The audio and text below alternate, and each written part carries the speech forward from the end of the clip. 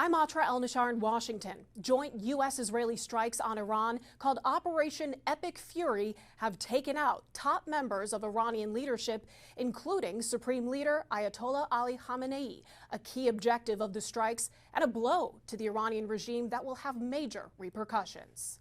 In a social media post, President Trump says Khamenei, one of the most evil people in history, is dead. He was unable to avoid our intelligence and highly sophisticated tracking systems, and working closely with Israel, there was not a thing he or the other leaders that have been killed along with him could do. The heavy and pinpoint bombing, however, will continue uninterrupted throughout the week or as long as necessary to achieve our objective of peace throughout the Middle East and indeed the world.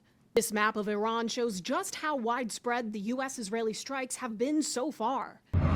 In recent weeks, President Trump openly weighed military action as nascent nuclear talks with Iran, as recent as Thursday, didn't immediately yield a deal. We will ensure that Iran does not obtain a nuclear weapon. The lives of courageous American heroes may be lost and we may have casualties. Smoke seen here in Bahrain, home to a U.S. Navy base. Here is where Iran is retaliating against Israel and U.S. military bases. The yellow countries contain sites that have been targeted, red have been hit. Iran has been preparing for this, running provocative Navy drills with Russia, warning any attack would be met with greater force than what followed last summer's Operation Midnight Hammer strikes on 3 Iranian nuclear facilities. We learned lots of lessons from the previous war, and we will certainly teach the aggressors a lesson they deserve.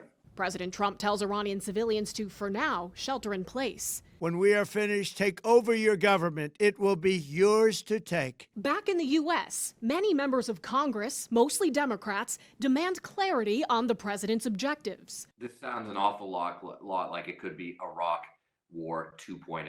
This is war. This is major. These are major combat operations. And under the Constitution, that means Congress must vote on whether or not we send American troops to war. Republican leadership issuing statements of support. House Speaker Mike Johnson says today Iran is facing the severe consequences of its evil actions.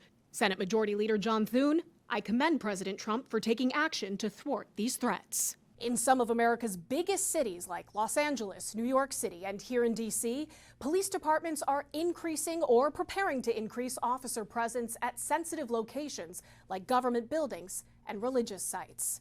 In Washington, I'm Atra El-Nashar.